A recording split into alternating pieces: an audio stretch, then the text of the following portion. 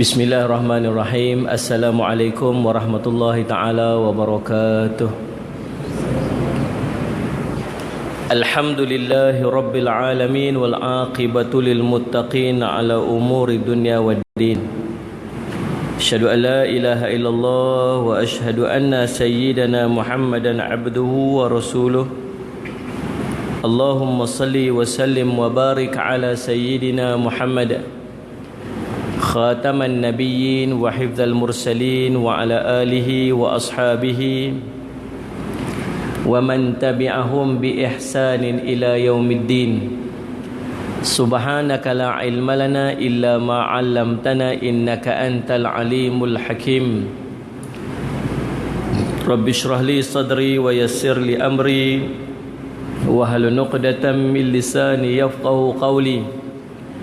Bismillah ma syaa Allah la yasuqul khaira illa Allah ma syaa Allah la yasrifu su'a illa Allah ma syaa Allah ma kana min ni'matin famin Allah ma syaa Allah wa la hawla wa la quwwata illa billah al-aliyyil azim. Amma ba'du. Tuan-tuan dan puan-puan sidang hadirin dan hadirat yang dirahmati oleh Allah sekalian, alhamdulillah kita panjat puji dan syukur kepada Allah Subhanahu wa taala dengan limpah kurnia inayah taufik daripada Allah. Kita dipertemukan pada malam ini, mudah-mudahan pertemuan kita diberkati oleh Allah Subhanahu wa taala. Kita masuk pada hadis yang ke-9. Hadis yang telah dihimpunkan kepada kita oleh Imam As-Suyuti rahimahullahu taala ataupun Imam Jalaluddin Abdul Rahman As-Suyuti rahimahullahu ta'ala yang wafat pada tahun 911 Hijrah. Hadis yang ke-9. Salli ala Sayyidina Muhammad. Al-a'idu fi hibatihi kal-a'idi fi fai'ihi fi qai'ihi. Al-a'idu fi hibatihi kal-a'idi fil qai'ihi. Orang yang menarik kembali hibahnya sama seperti seorang yang menjilat kembali muntahnya. Hadis telah dihimpunkan kepada kita oleh Imam Al-Bukhari rahimahullahu ta'ala bernombor 2611 dan dalam Sahihul Muslim dalam nombor 1622 hadis telah disampaikan kepada kita oleh Ibnu Abbas radhiyallahu anhu. Ulasan hadis di atas melarang kita menarik kembali hibah yang telah diberikan kepada orang lain. Hukum perbuatan tersebut adalah haram. Hibah ialah barang kita yang kita serahkan kepada orang lain. Maksud dia, barang milik kita dalam hayat kita dan hayat orang tersebut kita bagi dekat dia, tu maksud hibah. Maka bila kita bagi, dia tukar jadi hak dia dah, maka haram daripada kita untuk tarik balik. Nabi ibaratkan perbuatan orang bagi sesuatu kemudian ambil balik ni macam seorang yang ludah kemudian jilat balik ludah dia, muntah dia. Orang yang muntah kemudian jilat balik muntah dia. Salli ala Sayyidina Muhammad. Menurut ulama, hukum haram ini adalah apabila benda yang dihibahkan itu telah sampai kepada si penerimanya dan dia telah mengambil atau memegangnya. Adapun sebelum sampai kepadanya atau sebelum diambil atau dipegangnya, tidaklah haram menarik kembali hibahnya itu. Faham tak tuan-tuan? Salli ala Sayyidina Muhammad. Saya nak bagi satu dekat kawan, baru duk kata dekat dia, aku ni ada 13 biji kereta, katalah. Kereta tu banyak sangat, sampai tak tahu nak pakai mana satu. Dia kata duk cadang-cadang tu, ada sebiji tu nak bagi dekat hang lah. Dia kata kereta apa duk ada? Alphard, Velfire, Mercedes, BMW. Tu no, yang nak bagi kat aku tu yang mana? Yang KE 70. Yang buah kanak. Faham tak sekalian? Allah Rabbi subhanallah. Baru duk sebut. Faham tak? Yang kawan ni tuan-tuan, dia kata apa, takkan nak bagi yang tu kot. Tak apalah, yang BMW tu pun tak apa nak pakai sangat. Nanti aku bagi kat hang yang tu lah. Kawan ni dah kembang-kembang dah. Duk perasa macam duk berangan nak pergi tukar sport rim baru. Faham tak? Duk search lah internet, tengok warna apa cantik. Duk terbayang lah. Sampai satu hari tuan-tuan Muslimat dia kata apa? Tak jadi nak bagi lah. Nak bagi kat orang lain. Ustaz Jafri tu kesian, ada kereta pun pecah cerminah ni. Tuan-tuan sekalian Muslimat, dia tak boleh duk marah kat kawan tu. Dia kata apa nak itu janji nak bagi pada tak mau bagi lagi, tak boleh pakai punya orang apa semua. Sebab apa? Sebab serahan tu masih belum dibuat dan dia belum terima. Masih lagi hak kawan tu. Kau suka dia nak bagi tak bagi. Tu dia kata hari tu apa semua tu. Tu janji, hai cerita lain. Tapi hibah maksudnya selagi dia tak bagi, selagi itu dia boleh tarik balik hibah dia, sebab hak masih hak dia. Faham tak?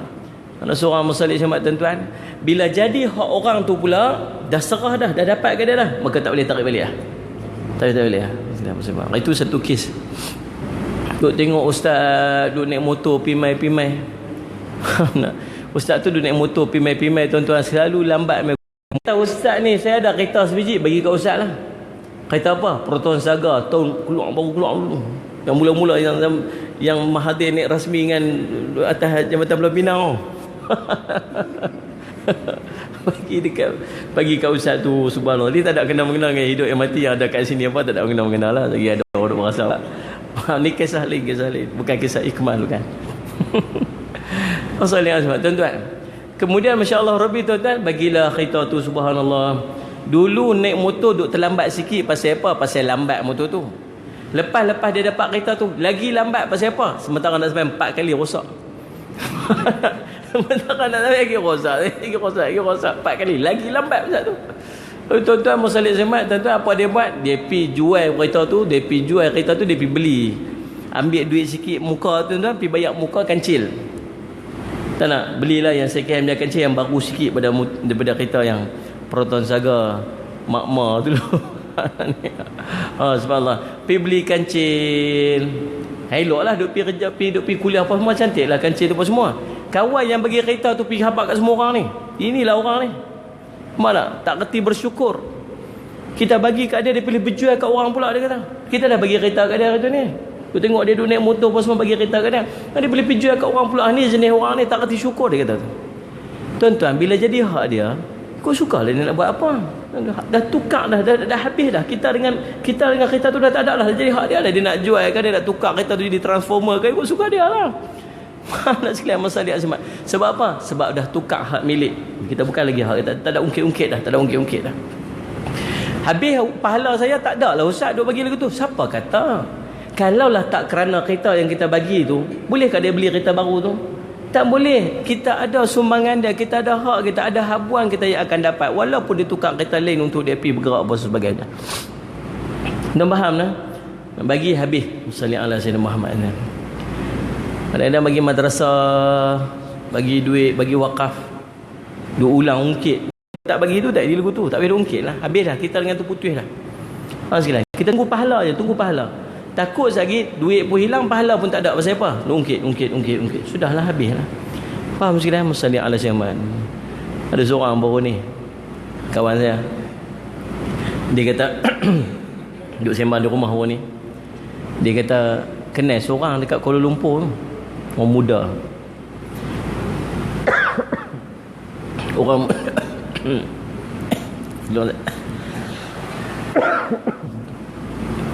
orang muda musalli ala semat tuan-tuan, masuk bisnes lagu mana atau kena dapat projek besar. Projek dia untung 30 juta. Umur baru 25. Tuan-tuan boleh bayang? Umur 25. Bismillah. Dapat projek yang untung bersih 30 juta. Subhanallah. Tuan-tuan boleh bayang? Duit tak tahu buat apa. Setahun dia belanja 10 juta. Beli kereta, beli apa dia nak, dia beli belakang. Pergi berjalan Allah. Tak habis 10 juta setahun. Dia abang kat kawan saya. Dia kata, aku dah lebih 20 juta tak tahu buat apa. Hang tolong Ustaz, dia kata pi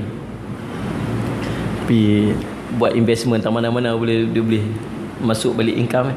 Jenis 20 juta bos longgok makan dividen ni tuan-tuan. Betul tak? Saya man. Lepas tu kawan saya kata apa? Ni ada tok guru aku seorang duk buat madrasah. Dia tak cukup sejuta lagi. Kalau bagi pam kat dia sejuta, clear madrasah dah settle. Tak ada jawab apa. Kita bab sedekah ni tak sampai lagi.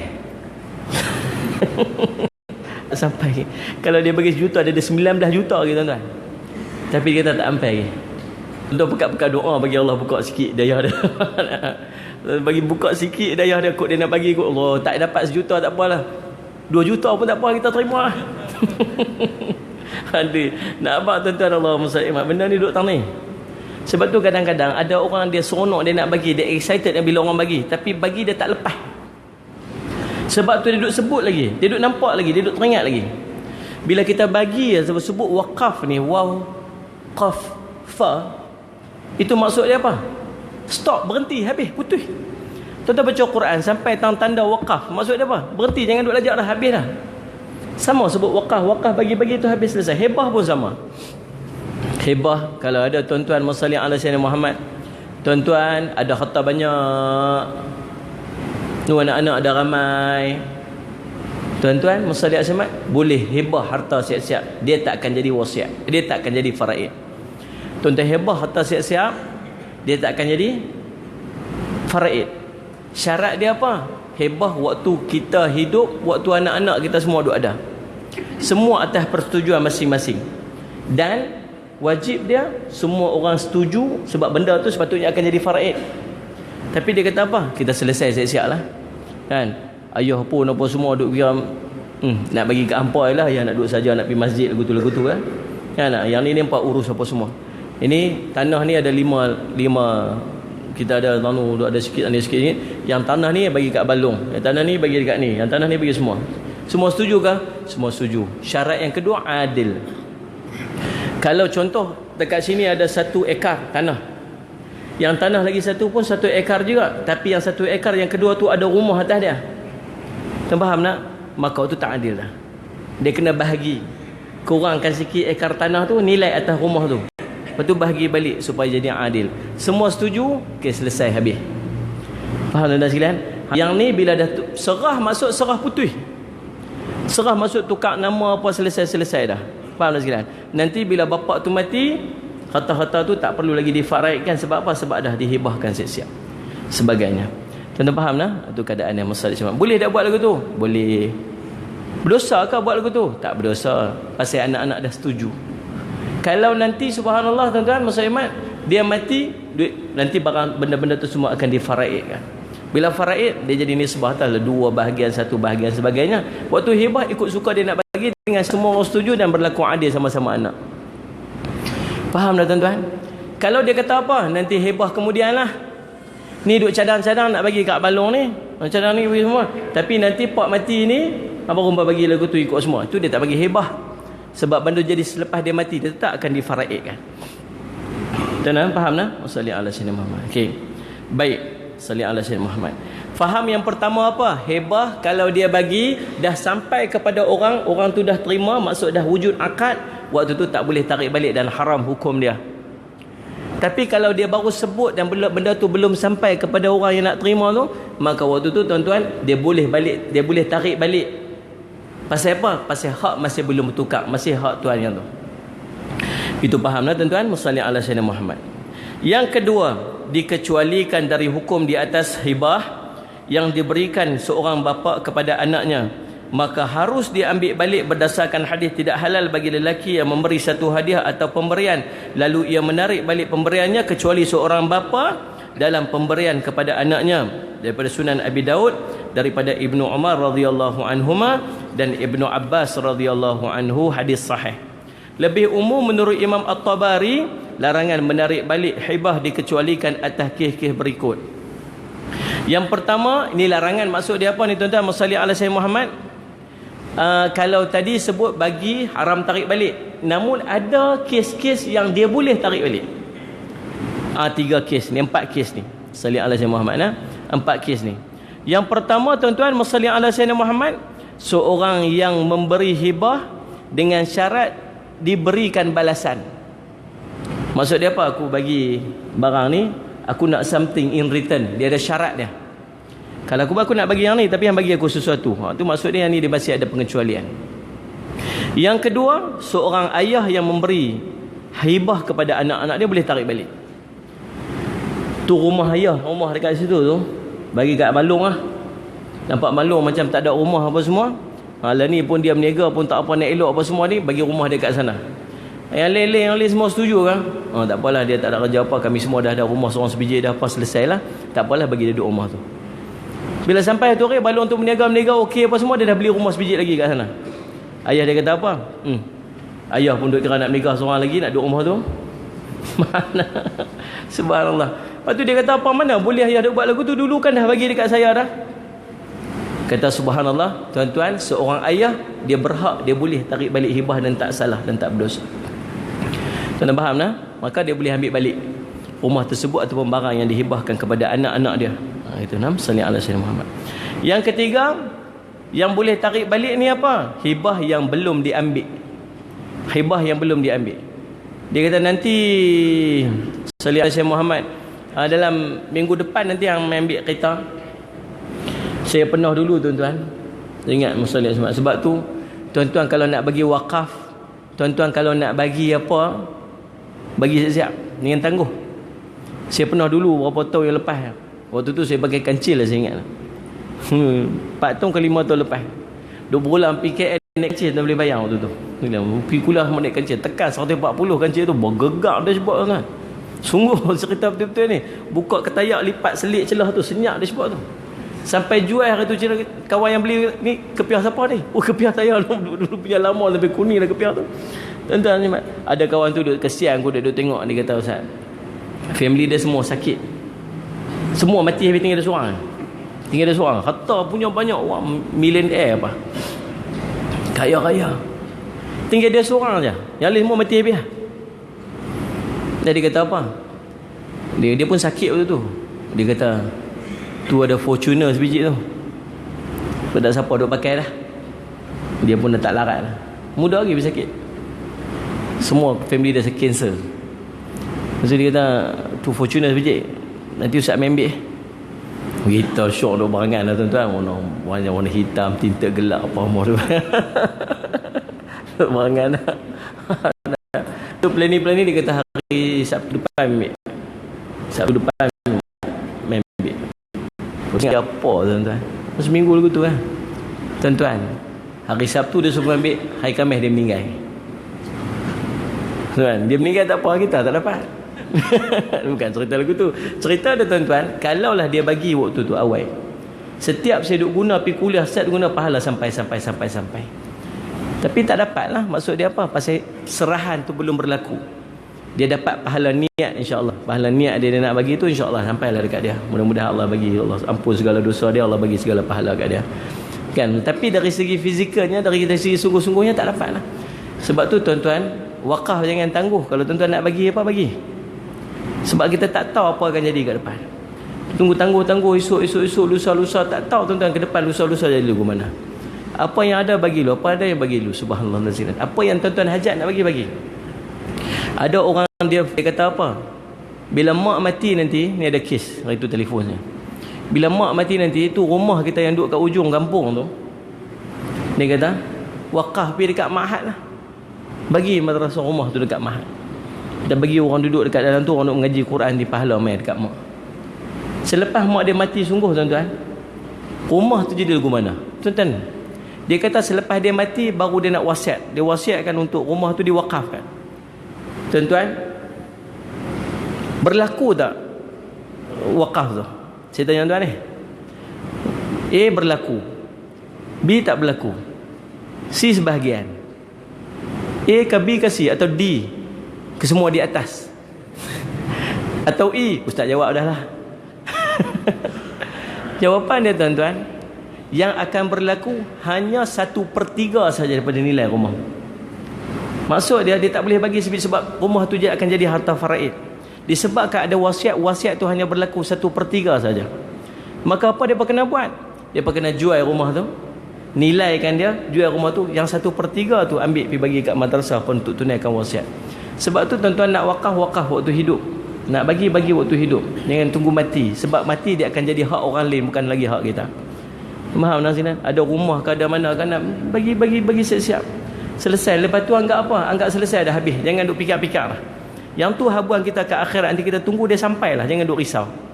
Faham sekalian macam mana? Lepas tu bila duk fikir, duk ungkit, duk sebut-sebut, takut lagi rumah pun dah bagi, tapi apa mendadak.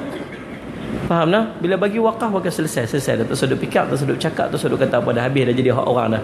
Dah jadi hak Allah dah. Sekalian musliman. Nah, masalih ala Muhammad. Dan yang keempat, salih ala sayyidina Muhammad, berlaku macam mana dikecualikan boleh larangan tarik balik tu, dikecualikan kesnya apa? Kes mendapat kembali hibah melalui perwarisan. Dia maksud dia waris, nanti bila tu semua hibah tu dia dapat balik hibah, dia dapat barang tu balik dalam bentuk pewarisan ataupun faraid. Maka yang tu kes yang dikecualikan. Yang ketiga, termasuk juga dalam pemberian yang tidak harus ditarik balik ialah sedekah. Ni pun faham juga. Sedekah ke wakaf ke, kalau bagi jangan tarik balik dah. Menurut Imam Ibn Hajar telah disepakati oleh para ulama bahawa menarik balik sedekah setelah berada di tangan penerimanya adalah tidak harus. Nabi SAW bersabda, perumpamaan seorang yang menarik balik sedekah seperti seekor anjing yang muntah kemudian dia menjilat kembali muntahnya. Sahih Muslim 1622 dari Ibnu Abbas radhiyallahu anhu. Sama juga kes tak boleh tarik balik ni ialah sedekah. Malah terdapat larangan daripada Nabi SAW seorang yang bersedekah membeli barang, seorang yang bersedekah membeli balik barang yang disedekahkannya. Lihat Sahih Bukhari dan Sahih Muslim. Menurut jumhur ulama, tegahan Nabi tersebut adalah tegahan tanzih, yakni makruh, bukan pengharaman. Ada ulama berpandangan tegahan Nabi SAW itu adalah tegahan tahrim, yakni pengharaman. Lihat syarah Sahih Muslim daripada Imam Nawawi rahimahullah dalam bab al-hibah masalih syamat. Yang ni larangan macam mana? Dia dah sedekah kat orang, kemudian dia balik duk lena, duk teringat mimpi bagilah kat orang tu, tapi duk teringatlah demam-demam lah apa semua. Dalah kawan tu kata apa? Duk teringat. Kan Nabi kata kalau bagi sedekah tu tak boleh macam anjing muntah jilat balik. Nak buat lagu nak pergi bincang-bincang dengan dia, kata apa? Lah ni lagu ni lah aku beli balik aku beli balik barang tu. Ini ada larangan Nabi SAW. Nabi larang buat macam tu. Tapi sebagai ulama sebut itu larangannya makruh tanzih. Maksud dia boleh buat masalah syamat, tapi makruh hukum dia. Berdosa tak? Tak lah. Cuma Allah tak suka perbuatan itu. Sebahagian ulama haram hukum dia. Masalah ala sayyidina Muhammad. Maksud dia ada larangan yang demikian. Baik, masalah ala sayyidina Muhammad. Habis. Hadis yang ke-10. Hadis yang 10, khairu a'malikum as-salah. Khairu a'malikum as-salah. Sebaik-baik amalan kamu ialah solat. Musnad Ahmad 22,378. Sunan Ibnu Majah 227 daripada Thauban radhiyallahu anhu.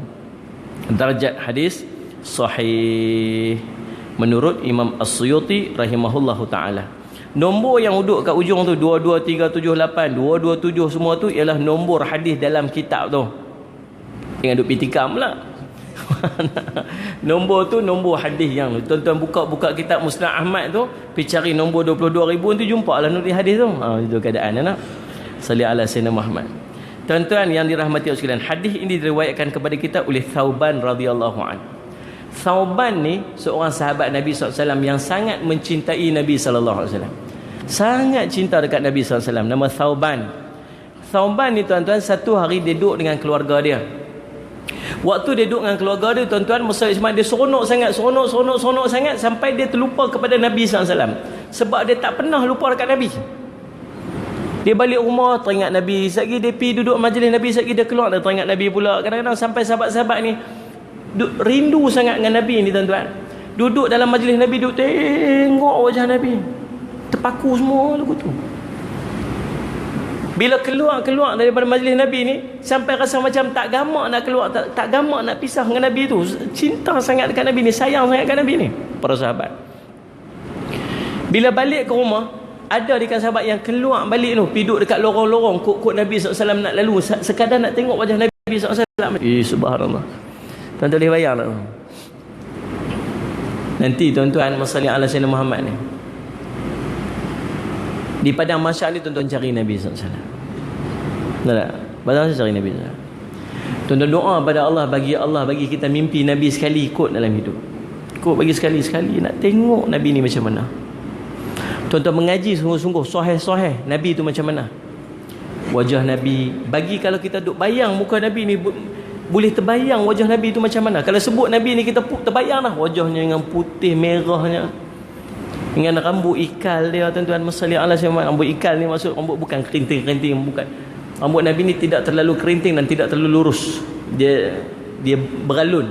Itu rambut Nabi sallallahu alaihi wasallam. Kadang-kadang rambut Nabi dekat ni, kadang-kadang rambut Nabi dekat bercecah bau, kadang-kadang rambut Nabi duduk dekat dengan masalah saya lihat dia. Duduk di antara ni kening Nabi ni, dia melengkung macam tu. Nampak sedikit bersambung dekat tengah ni. Itu Nabi SAW. Hidung Nabi mancung. Kadang-kadang daripada jauh nampak macam bengkok, tapi tak bengkok. Dia bercahaya di hujung ni. Gigi Nabi tu jarang. Kalau ni dia ada gap. Gigi dia tersusun putih, macam ada renggang sikit kat depan ni. Bibir Nabi ni merah, janggut dia ni padat. Hitam, ada lebih kurang 18 ke 20 helai putih. Sekilan. Kalau tuan-tuan nampak wajah Nabi, tuan-tuan, kalau sahabat dia cerita, kalau Nabi lalu ni kalau Nabi lalu je, semua orang akan terperasan kata dia lalu, nak buat hebat Nabi. Dan siapa yang berjumpa dengan Nabi, terpandang wajah Nabi, pasti dia akan jatuh cinta dengan Nabi SAW. Tuan-tuan dengar, tuan-tuan boleh bayang muka dia. Tuan-tuan mengajilah tentang Nabi sungguh-sungguh, sampai tuan-tuan boleh kalau sebut Nabi, tuan-tuan boleh bayang muka dia macam mana. Sebab nanti di padang mahsyar kita nak cari Nabi SAW. Faham? Biar sekali minta pada Allah, sungguh-sungguh bagi Allah, bagi kita mimpi jumpa Nabi SAW. Nak mimpi jumpa Nabi ni bukan senang. Kita kadang-kadang mimpi jumpa tok guru kita. Pasal apa? Kadang-kadang duk teringat kat tok guru, mimpi kat dia. Orang duk bercinta, selalu mimpi jumpa girlfriend dia. Lah. Semalam mimpi jumpa you lah. Aduh, subhanallah. Dia pun kata apa? Itulah semalam pun sebab I masuk dalam mimpi you. Siapa kata jalan masuk dalam mimpi dia? Tak, yang dia mimpi tu pasal apa? Duk teringat sangat. Tidur, sagi pejam mata nampak girlfriend dia, tengok dalam ayak nampak dalam air kan. Sagi mimpi lah. Seorang lelaki dia pergi jumpa tuan guru dia kata, wahai syekh, dia kata, aku teringin nak mimpi jumpa Nabi. Aku teringin nak jumpa Nabi. Dia kata, syekh, dia kata, mai rumah. Kemudian masalah ala Sayyidina Muhammad, dia kata, insya-Allah tidak, umar syekh malam ni mesti jumpa Nabi, mimpi jumpa Nabi kan. Kemudian sebelum tidur tu, syekh bagi dia makan ikan. Makan ikan banyak. Ikan ni kalau makan tak minum air dia lekat ni. Dia lah. Makan banyak dia lekat. Dia bagi makan ikan, dia tak bagi minum air. Dia pun segan nak minta kat syekh dah, kan syekh tak kerti kot kan, nak bagi makan tak bagi minum air. Itu lama-lama tuan-tuan dah tak bagi jugalah, dah tidur tu. Bila dia tidur salih Asyik Muhammad, malam tu mimpi apa agak tuan-tuan? Tengah dahaga mimpi apa? Kalau tuan-tuan nak terkencing, tuan-tuan mimpi apa? Nak terkencing sangat, tuan-tuan mimpi apa? Mimpi pergi toilet kencing tak lepas. Tidak ni, saya tak mengaku pula dah. Kalau dalam mimpi tu lepas, tuan-tuan bangkit tu basah. Cerita ada mimpi tak boleh mimpi macam tu lah orang dia, apa yang dia nak sangat waktu dia akan bawa dalam mimpi dia. Tuan-tuan, dia subhanallah tuan-tuan, jaga mimpi tengah malam tu, mimpi duduk kat telaga besar tu, minum air, tapi minum tak kenyang-kenyang, minum tak kenyang-kenyang aku tu. Lepas tu terjaga pagi, tu tok guru dia tanya, semalam mimpi apa? Macam mana tok guru tahu ni? Dia lah semalam mimpi apa? Dia kata semalam mimpi duduk kat kolah air yang besar, betul minum tak kenyang-kenyang, dia kata. Agak-agak pasal apa mimpi macam tu? Dia kata itulah cara nak mimpi jumpa Nabi. Dia kata, apa kena minum ayak tu dengan mimpi jumpa Nabi? Dia kata, agak-agak pasal apa mimpi ayak tu? Dia kata, Ustaz, Syekh, sebenarnya saya sangat dahaga, saya minta maaf lah, saya segan nak minta kat saya, tapi saya sangat dahaga, sangat memerlukan kepada ayak. Dia kata, itulah cara kamu nak mimpi jumpa Nabi SAW. Apabila kamu sangat memerlukan kepada Nabi SAW, kamu sangat berkehendak kepada Nabi SAW, kamu nak sangat jumpa dia, Allah akan bagi mimpi jumpa dia. Kita tak pernah mimpi pasal apa? Pasal kita sebenarnya tak kehendak kat Nabi SAW. Kita duk habaq di mulut kita kata cinta kat Nabi, tapi tak sampai dalam hati kita sebenarnya. Nabi kata, la yu'minu ahadukum hatta yuhibba li akhihi hatta akuna ahabba ilaihi min walidi wa walidi wan nasi ajma'in. Tak sempurna seorang daripada kamu sehingga kamu kasih kepada anak pinak kamu, kamu cinta kepada aku, kata Nabi, lebih daripada kamu cinta kepada anak pinak kamu, ibu bapa kamu dan manusia seluruh di kalangan kamu. Kita tak payah duk tunjuk soleh. Sungguh tuan-tuan, kita benda cinta ni bukan benda berlakon. Tidak, benda main pada hati. Di mulut kita bercakap lah Rasulullah lah segala, Rasulullah idola aku lah, Rasulullah cinta Rasulullah apa semua, masya-Allah. Tapi hati kita tahu kita sayang kat siapa lebih. Sebab tu tak pernah berjumpa sebab tu. Tapi kalau Allah nak bagi, Allah bagilah. Minta sungguh-sungguh. Sebab aku nak kenal Nabi tu macam mana, teringin nak tengok wajah Nabi tu macam mana, kan? Salli ala Sayyidina Muhammad. Tuan-tuan, nanti bangkit di padang mahsyar, orang yang akan kita carilah Nabi SAW. Ramai manusia muslim semua. Thauban salli ala Sayyidina Muhammad, macam tu cinta akan Nabi ni, cinta sangat. Tapi waktu duduk dengan family dia satu hari terlupa. Bila terlupa tersedar, ya Allah, aku terlupa dekat Nabi. Allah berubah pucat muka dia. Pucat. Sampai macam sakit-sakit ni sungguh-sungguh ni. Sampai nampak wajah dia, nampak dia sugul, nampak pucat muka dia, sampai jumpa Rasulullah. Rasulullah kata, kenapa dengan kamu sahabat, kamu sakit kan? Tak ya Rasulullah. Tapi pasal apa ni yang sampai muka jadi macam ni, pasal apa yang pucat ni? Dia kata, Rasulullah, semalam aku duduk dengan keluarga aku, sehingga aku terlupa kepada kamu ya Rasulullah. Kemudian aku terfikir ya Rasulullah, bagaimana keadaannya nanti kalau tiba-tiba salli ala Sayyidina Muhammad, aku masuk syurga, tiba-tiba syurga yang aku masuk itu tak bersama dengan kamu ya Rasulullah. Tak ada nilai syurga tu kalau syurga yang aku masuk tu tidak bersama dengan kamu Rasulullah. Subhanallah. Tuan-tuan, salli ala Sayyidina Muhammad. Rasulullah kata apa? Rasulullah kata apa? Mustajmat. Al-mar'u, seseorang itu, dia kata, anta ma'a man ahbabta, kamu akan bersama dengan orang yang kamu cinta. Berubah dan muka dah. Saya tak cinta melainkan kamu ya Rasulullah. Saya cinta kepada Sayyidina Abu Bakar ya Rasulullah. Saya cinta kepada Umar ya Rasulullah. Saya akan bersama dengan dia Rasulullah. Berubah seronokmu pasal nak duduk dengan Nabi SAW. Salli ala Sayyidina Muhammad. Seorang lelaki bernama Rabi'ah bin Ka'ab al-Aslami. Rabi'ah bin Ka'ab al-Aslami macam tu. Dia di kalangan Ahlus Sufah. Ahlus Sufah ni orang yang duduk di beranda masjid Nabi SAW. Rasulullah tanya dekat dia satu hari, wahai Ka'ab, wahai Rabi'ah, minta daripada aku apa pun minta, aku nak tunaikan. Ini satu offer yang tak boleh nak tolak, sebab Nabi ni dia makbul doa. Kata Rabi'ah bin Ka'ab al-Aslami, boleh minta macam-macam benda, saya minta satu je wahai Rasulullah. Apa dia? Saya nak duduk berdamping dengan kamu dalam syurga ya Rasulullah. Allah Rabbi semua. Tuan-tuan boleh bayang dia punya fikir hati dia ni macam mana. Yang lain tak ada apa dah, Rasulullah aja. Ini tak ada apa dah. Cerita nak duduk Rasulullah bukan takat dunia ni, nak duduk kat pada, nak duduk di syurga tu, syurga. Rabi'ah tahu kalau dia dapat duduk dalam syurga bersama dengan Nabi SAW, maksud dia duduk di syurga paling tinggi dah. Semua kenikmatan dunia ke, kubur ke, mahsyar ke, semua dapat dah kalau dapat duduk berdamping dengan Nabi SAW dalam syurga. Minta satu dapat semua. Nabi kata apa? Wahai Rabi'ah, satu tu je nak minta, satu tu ya Rasulullah. Kata Nabi SAW, wahai Rabi'ah, tolonglah aku untuk tunaikan apa yang kamu minta itu dengan kamu perbanyakkan sujud kamu kepada Allah. Banyak sujud, kamu akan duduk berdamping dengan aku dalam syurga. Sebab kata Nabi SAW, ma min abdin yasjudu lillah sajdatan illa kataballahu walau bihasanatan. Tidaklah seorang lelaki yang sujud kepada Allah, melainkan Allah akan menulis baginya satu pahala, dan Allah akan memadam daripada satu dosa, wa rafa'a bihi darajatan, dan Allah akan mengangkat baginya satu darjat. Satu sujud satu darjat, satu sujud satu darjat, satu sujud satu darjat. Dan kemuncak darjat paling tinggi ialah darjat duduk berdamping dengan Nabi SAW dalam syurga. Tuan-tuan nak darjat tinggi, tuan-tuan nak duduk berdamping dengan Nabi SAW, tuan-tuan banyakkan sujud, banyakkan sujud. Banyak sujud lagu mana? Bukan duk pergi sujud lagu tu seorang-seorang ni buat apa ni? Sujud angkat darjat. Tuan-tuan, banyak sujud dengan maksud banyak sembahyang sunat. Banyak sembahyang sunat. Faham muslimat? Lepas ni tolong jangan malas sembahyang sunat. Orang sebut berapa banyak, buat sekadar mampu, buat.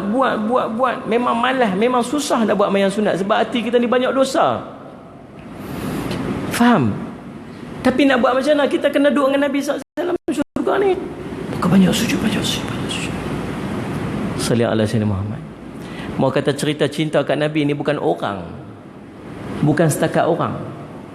Nabi naik satu hari dekat mimbar, sallallahu alaihi wasallam Muhammad, tengah duduk khutbah, tiba-tiba dengar teriak sangat kuat. Teriak ni semua orang dengar. Teriak sungguh-sungguh. Sallallahu alaihi wasallam Muhammad. Kemudian tuan-tuan, kisah-kisah ni saya duk baca ni tuan-tuan dalam kitab 1000 Mukjizat Nabi sallallahu alaihi wasallam. Semua daripada hadis-hadis yang sahih. Waktu masa duk dengar teriak tu, semua orang duk dengar, semua duk heran teriak apa. Nabi SAW turun daripada mimbar dia, pergi dekat ada satu kayu yang dipacak. Kayu tu dulu batang kurma. Batang kurma ni depa pacak. Pacak tu bukan tempat Nabi pijak naik, tak. Tempat Nabi bersandar. Bila Nabi duk khutbah, duk berdiri lama-lama, Nabi akan bersandar di tiang. Silakan faham lah. Bukan mimbar. Mimbar naik tu. Kayu ni dipacak untuk Nabi bersandar bila khutbah. Bila sampai satu dua orang dah makin ramai, Nabi duduk berdiri tu tak nampak orang penuh-penuh dekat belakang masjid apa semua tu, maka dia buat mimbar yang lebih sempurna. Dia buat dengan steps, dengan tangga. Dia ada 3 tangga macam ni sunnah. Silakan Musliman. 3 tangga. Sallallahu alaihi Muhammad. Lalu tuan-tuan, tiba-tiba dengar bunyi teriak. Rasulullah turun, dipi dekat kayu tu. Diceritakan Nabi SAW peluk pegang kayu tu, Nabi tak ke muka dia. Tuan-tuan, kita boleh bayang macam mak pujuk anak. Saat duk dengar, saat macam duk bisik-bisik, saat duk dengar macam duk bisik-bisik lagu tu, habis-habis senyap. Rasulullah naik sambung khutbah dia. Kemudian habis majlis apa semua, sahabat tanya Rasulullah, siapa menangis tadi? Dia kata tu Sallallahu alaihi wasallam, batang kurma. Pasal apa? Dia menangis pasal sedih. Aku dah tak sanak kat dia lagi. Sedih. Sallallahu alaihi wasallam. Terus Rasulullah macam mana? Dia berhenti, Rasulullah pujuk. Rasulullah kata apa? Mau tak aku doa pada Allah bagi kamu ni tumbuh jadi pokok kurma yang hebat, yang berbuah sepanjang tahun, atau kamu nanti duduk dengan aku dalam syurga, duduk di sungai-sungai, tepi-tepi sungai syurga. Kamu nak? Aku pilih duduk dalam syurga bersama dengan kamu ya Rasulullah. Senyap. Cerita dia tuan-tuan, nak duduk dalam syurga ni bukan sakat orang. Batang kurma tu pun nak duduk dengan Nabi SAW. Pasal apa? Jaminan keselamatan. Pasal apa? Pasal kasih sayang, tak mau pisah. Sebab tu tolong pastikan kita dapat jumpa dengan Nabi SAW di Yaumul Mahsyar. Tapi macam mana kita ni banyak dosa. Para sahabat ni sohai-sohai bangkit jumpa Nabi SAW. Sebab sayang sungguh. Kan Nabi sebut, kamu akan bersama dengan orang yang kamu cinta. Kita ni jauh ni, wajah Nabi pun tak kenal lagu mana. Faham? Nak buat sunnah Nabi pun tak mau, kenal Nabi pun tak. Nanti dalam kubur akan ditayangkan satu wajah. Antara soalan yang ditanya akan ditayangkan satu wajah. Tuan-tuan rujuk dalam kitab Sahih Salih Asyid Muhammad, dalam hadis yang diriwayatkan oleh Al-Bara' bin Azib radhiyallahu anhu. Cerita waktu dalam kubur soalan, antara soalan muka nakir itu ia akan dibawa satu wajah. Siapakah lelaki ini yang telah diutus kepada kamu? Waktu itu akan muncul satu wajah, yang wajah itu wajah Nabi sallallahu alaihi wasallam. Tuan-tuan, macam mana kita nak kata ini rasulku, ini kasihku, ni nabiku, ni dia lah. Macam mana kita nak kata dia, sedangkan muka Nabi pun kita tak kenal? Nak faham tak? Nanti di padang mahsyar nak kena bangkit dengan dia lagi. Kalau tak berjumpa dengan dia macam mana ni tuan-tuan? Manusia terlalu ramai ni. Nak cari seorang saja nama Nabi sallallahu alaihi wasallam. Allahu Rabbi subhanallah. Sebab tu Nabi sallallahu alaihi wasallam pesan dekat kita, man salla alayya, siapa yang berselawat kepadaku. Berapa? Bila? Pada waktu pagi. Asyaran, 10 kali. Ni buat ni. Semua yang duk ada malam ni tolong ni, sebab kita nak bangkit dengan Nabi SAW, sebab kita nak syafaat Nabi ni. Siapa yang man salla alayya, siapa yang berselawat kepadaku pada waktu pagi, asyaran 10 kali, dan pada waktu petang 10 kali, maka dia akan mendapat syafaat daripadaku pada hari kiamat, kata Nabi SAW. Hadis sahih, hadis hasan. Waktu mana?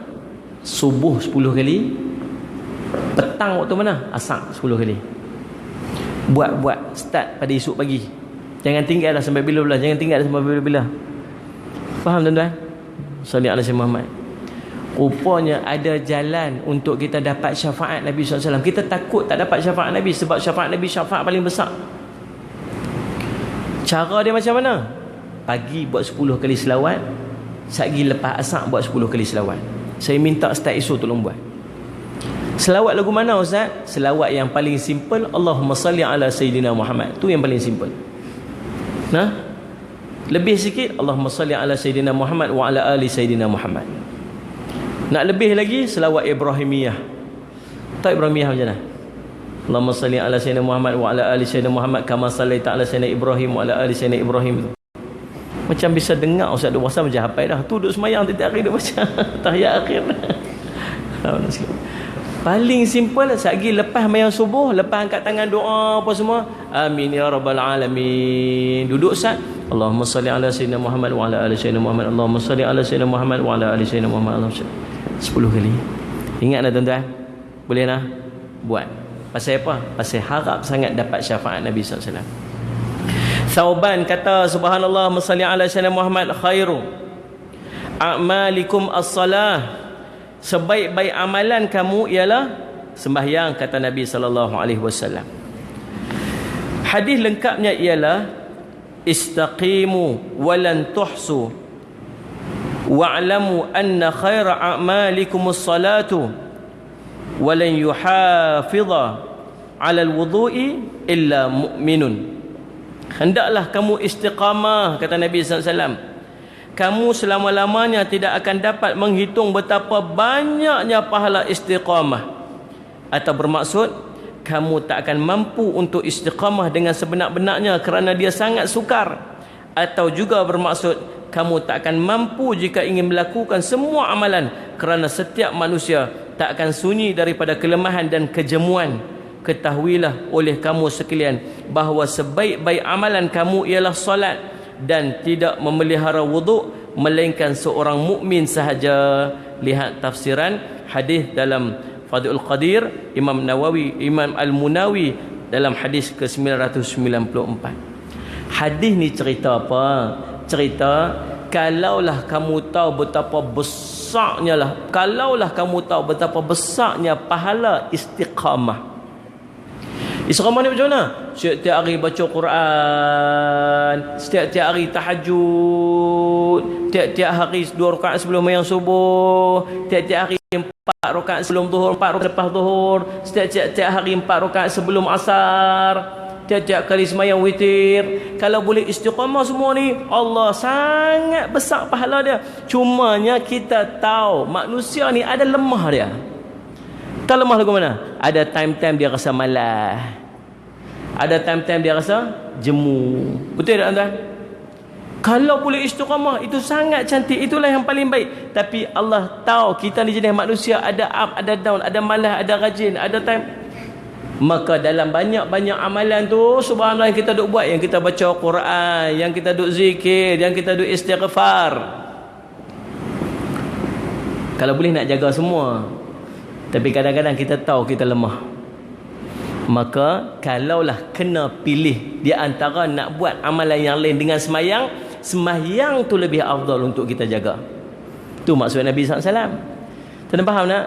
Cari buat banyak mana amalan. Oh subhanallah, ni alang-alang sembang kan tuan-tuan. Hari tu waktu kuliah pukul 3 pagi sebut dah. Faham tak? Ni nak sebut sekali lagi. Ku hari tu dah lupa dah. Pasal apa? Tak tahulah pukul 3 pagi punya kuliah, tuan-tuan faham tak? Ni dengar elok. Tuan-tuan tolong buat start esok juga. Start esok juga. Pasal apa? Dosa banyak. Tolong buat nah. Nabi kata, "Mashalli ala sayyidina Muhammad." Salli ala sayyidina Muhammad.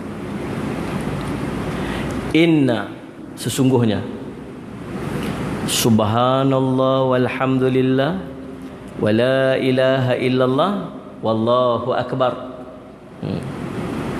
Tahu nama dia apa? Nama dia Al-Baqiyatus Salihat. Tu nama amalan tu. Nama subhanallah alhamdulillah wa la ilaha illallah Allahu akbar tu nama Al-Baqiyatus Salihat. Kalau takbir itu Allahu akbar kan? Tahlil itu Allah. Tahmid itu alhamdulillah. Yang subhanallah alhamdulillah wa la ilaha illallah Allahu akbar itu nama Al-Baqiyatus Salihat. Tu nama dia. Nabi kata sesungguhnya subhanallah alhamdulillah wa la ilaha illallah Allahu akbar ini, Masya ala Sayyid Muhammad, kata Nabi SAW, tankhusul qataya, akan memadamkan dosa-dosa dia, kama tankhusus syajarata, seperti mana pohon, sesungguhnya subhanallah alhamdulillah wa la ilaha illallah Allahu akbar ini akan menggugurkan dosa-dosanya, gugur dosa, menanggalkan dosa-dosanya, seperti mana pokok-pokok menanggalkan daun-daun dia yang kering. Faham tak? Dosa banyak ni. Waktu kita duk kata subhanallah walhamdulillah wa la ilaha illallah wallahu akbar, subhanallah walhamdulillah ولا إله إلا الله والله أكبر سبحان الله والحمد لله ولا إله إلا الله والله أكبر سبحان الله والحمد لله ولا إله إلا الله والله أكبر. Duk berasa gugak-gugak, duk rasa dosa-dosa duk jatuh. Duk terbayang pokok-pokok yang daun dia duk jatuh tu. Tuan-tuan, ini kelebihan beramal atas ilmu. Dalam satu hadis yang lain, innallaha astafa, sesungguhnya Allah Subhanahu wa taala memilih 4 perkataan, 4 kalimat. Allah memilih daripada semua kalimat-kalimat di dunia ni, 4 kalimat ni special. Apa dia? Subhanallah walhamdulillah wa la ilaha illallah wallahu akbar. Man qala subhanallah, kata Nabi SAW, siapa yang mengucapkan subhanallah, maka kataballahu lahu asyruna hasanatan, maka Allah akan menuliskan baginya 20 pahala dan akan memadamkan daripadanya 20 dosa. Wa man qala Allahu akbar mithlu dhalik, siapa yang mengatakan Allahu akbar seperti di atas, maksud Allah bagi 20 pahala, Allah padam 20 dosa lagi. Wa man qala la ilaha illallah, siapa yang berkata la ilaha illallah pula mithlu dhalik, seperti di atas juga, maksud Allah bagi 20 pahala dan Allah padam 20 dosa. Jadi berapa dah? 60 pahala Allah bagi, 60 dosa pula Allah padam. Wa man qala alhamdulillahi rabbil alamin, dan barang siapa yang mengucapkan alhamdulillahi rabbil alamin, Dengan kehendak dirinya, kata Nabi SAW, maka akan dituliskan baginya 30 pahala, dan Allah akan memadam daripadanya 30 dosa. Jumlah semua 90 pahala Allah bagi, 90 dosa Allah padam dengan kita baca subhanallah, alhamdulillah, wala ilaha illallah, Allahu akbar. Satu kalimat. Satu kali. Faham tak ni? Ni kalau baca 100 kali maksud 900 pahala Allah bagi, 900 pahala dosa Allah padam. Yang tadi yang dosa gugur, dosa macam daun kering tu dapat juga ke? Yang tu pun dapat juga. Lagi satu lagi hadis Nabi SAW, yang Nabi SAW kata dekat Abu Hurairah, wahai Abu Hurairah, nak tak aku tunjuk dekat kamu pokok yang lebih baik daripada pokok ni? Pokok apa ni ya Rasulullah? Pokok apa ni? Waktu tu mungkin Nabi SAW duduk dengan Abu Hurairah, duduk cerita tentang pokoknya, hebat satu pokok ni. Rasulullah kata apa? Mau tak aku tunjuk satu yang lebih hebat daripada pokok ni? Kata Nabi SAW, katalah la subhanallah, alhamdulillah, wa la ilaha illallah, wallahu akbar. Maka Allah akan menuliskan dengan setiap kalimat itu, Allah akan memberikan kepada kamu dengan setiap kalimat itu, Allah akan tanamkan satu pohon kepada kamu dalam syurga. Mana? Faham tak? Ni salah satu amalan yang kita kena buat. Dah bagi dua dah amalan tadi ni. Apa dia? Selawat 10 kali. Kemudian baca Al-Baqiyatus Salihat ni. Berapa kali? Tuan-tuan saya ambil pada guru saya 100 kali. Tuan-tuan amal 100 kali. Saya ambil pada guru saya sampai sanad dia kepada Nabi sallallahu alaihi wasallam. Faham tak? Pagi-pagi buat 100 kali. Subhanallah, alhamdulillah, wala ilaha illallah, wallahu akbar, subhanallah, alhamdulillah. Bayang berapa banyak ganjaran Allah nak bagi kat kita. Faham? Salli ala sayyidina Muhammad. Tapi dalam banyak-banyak amalan yang nak buat tu, banyak-banyak amalan nak buat tu, satu lagi amalan lagi, lupa nak bagi. Satu lagi. Yang ni penting, yang ni sangat penting, Nabi SAW kata apa? Man qala, siapa yang membaca, siapa yang mengatakan, raditu billahi rabba wa bil islami dina wa bi muhammadin rasula. Kita kata ada tambah sikit kan, kat mana? Nabiyan wa rasulan. Hafal tak tu? Takkan tak baik kot. Raditu billahi rabba wa bil islam dina wa bi muhammadin rasulah, wa bi muhammadin nabiyyan wa rasulah pun tak apa macam kita dah sebut tu. Nabi SAW kata. Maka kata Nabi SAW apa tuan-tuan tahu? Wajabat lahul jannah, maka wajiblah ke atasnya syurga. Ni siapa janji ni? Nabi janji. Percaya tak Nabi janji ni? Kalau Nabi janji confirm betul. Siapa kata raditu billahi rabba wa bil islami dina wa bi muhammadin rasula ataupun wa bi muhammadin nabiyyan wa rasula, atasnya syurga, ini janji Nabi SAW, dan Nabi takkan mungkir janji dia, sebab kalam yang keluar daripada perkataan Nabi itu wahyu daripada Allah, dan Allah takkan mungkir dengan janji-janji dia. Buat aja. Lepas tu tuan-tuan, pagi-pagi. Pasal apa saya dah sebut pagi-pagi? Pasal apa sebut? Nanti tu akan jumpa dalam hadis ni tuan-tuan, masalli ala sayyidina Muhammad, tentang satu hadis masalli ala sayyidina Muhammad yang saya akan baca pada tuan-tuan. Sekejap saya duk cari sana.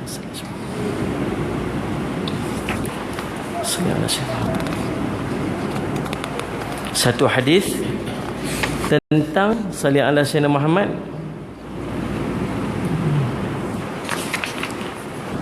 Tak jumpa pula dah.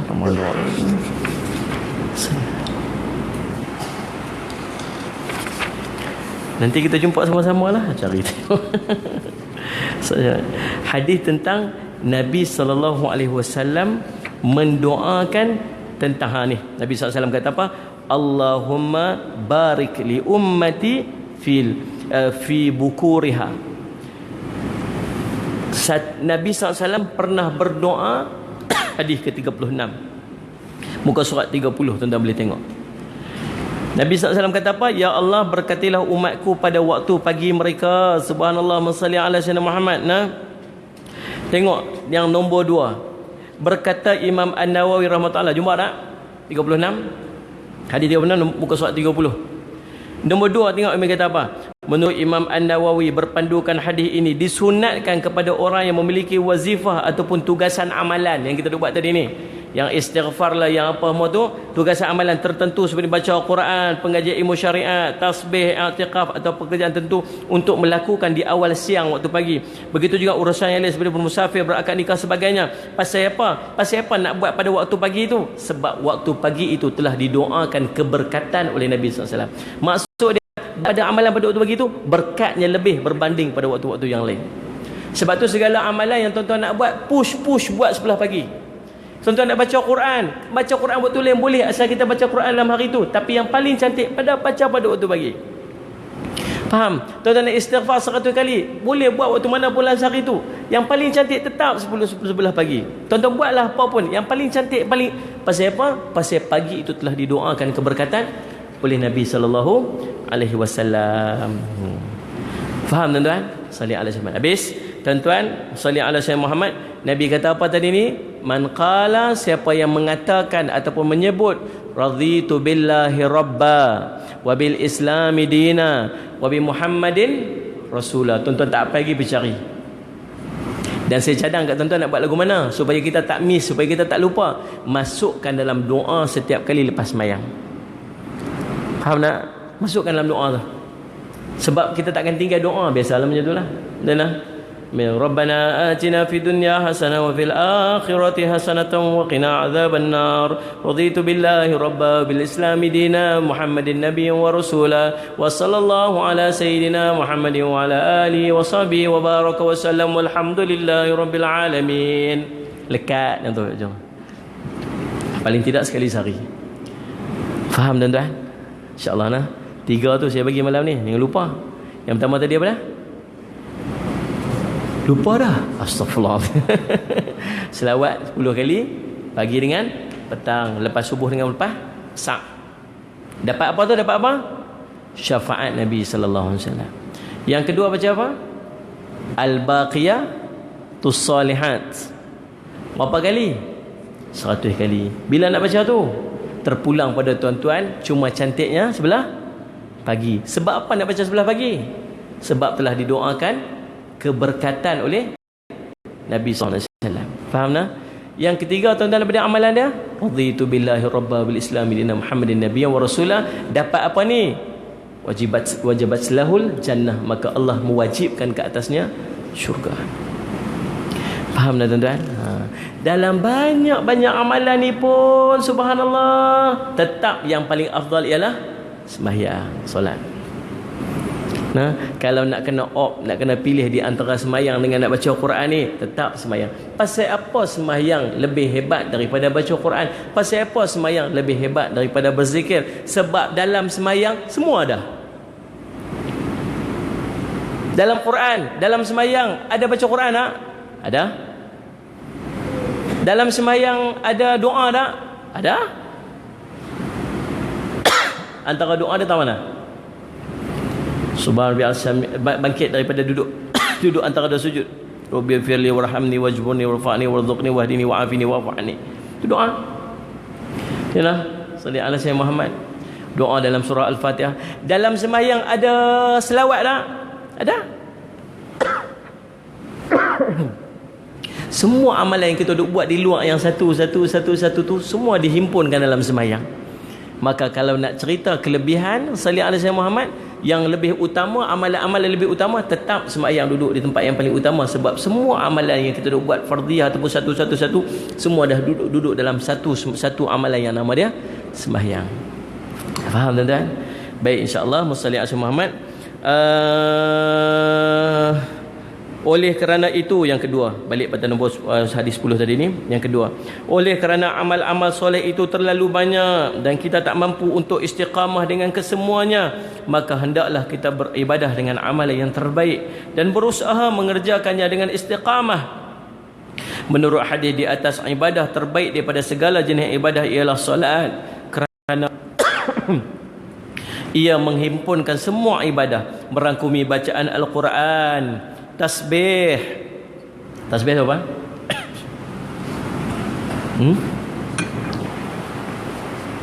Subhanallah. Tak mana kita baca tasbih subhanallah tu? Tu subhana rabbiyal azim wa bihamdih, subhana rabbiyal a'la wa bihamdih. Tu subhanallah satu. Takbir, tak mana takbir? Allahu Akbar, Allahu Akbar. Takbir intiqalan. Tahlil, tak mana tahlil? Cari tak jumpa ni. Lagi menahan diri daripada percakapan manusia dan perkara-perkara yang batalkan puasa. Yang puasa pun duduk dalam sembahyang. Pasal tak? Apa dia? Tak boleh makan, tak boleh minum. Benda puasa pun duduk dalam sembahyang. Dia adalah mi'raj orang mukmin dan mendekatkan orang mukmin kepada Allah. Oleh demikian hendaklah kita sentiasa melakukan sembahyang dan mendirikan batas-batasnya termasuk membukanya, iaitu taharah dan bersuci dan berwuduk, kerana ia adalah separuh daripada iman. Hendaklah kita menjaga wuduk kerana menjaganya menjadi tanda kepada kesempurnaan iman. Yang ketiga, menjaga solat, terutama solat fardu, adalah sebesar-besar bukti tanda istiqamah seseorang yang beragama. Allah Rabbi subhanallah. Kalah kita tuan-tuan, kalah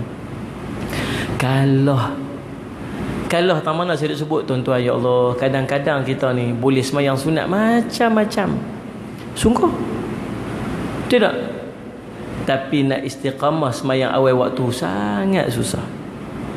Tengok, kadang puasa sunat sangat rajin, tapi nak semayang fardu awal waktu berjemaah sangat susah.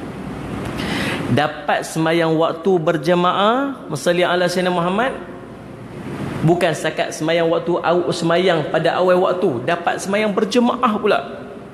Saya jumpa seorang di kota Damansara, bukan kota Damansara, Bukit Damansara, tempat orang kaya-kaya kan, wujud besar. Ada seorang pakcik dia, lepas kuliah dia kata, pakcik, dia kata, ustaz, pakcik ni tu orang main pakai tongkat. Dia kata, pakcik ni ustaz, saya lihat sama, ustaz tahu tak, dah 20 tahun tak pernah tinggal semayang berjamaah, dan dia akan duduk di saf tu 20 minit sebelum azan setiap waktu. Umur 80, jalan main pakai tongkat, bawa kereta sendiri. Setiap kali semayang waktu duduk tempat dia orang tu lah. Siapa pun tak kacau tempat dia. Hari tu kebetulan saya pergi, petang tu nak buka puasa dengan Sultan nak turun buka puasa. Dia kata, habis saya nak buka puasa tak mana? Pakcik kami tak kacau, pakcik buka puasa tak mana, tempat pakcik duduk tahun tu lah, kami tak kacau tempat tu. Sultan mai ke siapa mai ke, pakcik kat tu. Pakcik lebih hebat daripada Sultan. Tuan-tuan, Allah angkat dia 20 tahun tak pernah miss. Nabi SAW kata apa? Kita 40 waktu aja dapat angkat takbiratul ula dengan imam, maka kita akan dibebaskan daripada sifat munafik. Faham tuan-tuan? Cerita saya lah, Allah, susah nak semayang jemaah awal waktu, susah tuan kita ni. Tapi kalau dapat semayang berjemaah awal waktu, semayang berjemaah, tuan-tuan, inilah sehebat-hebat istiqamah, sebesar-besar istiqamah. Cuba buat tengok, jaga bagi dapat jaga.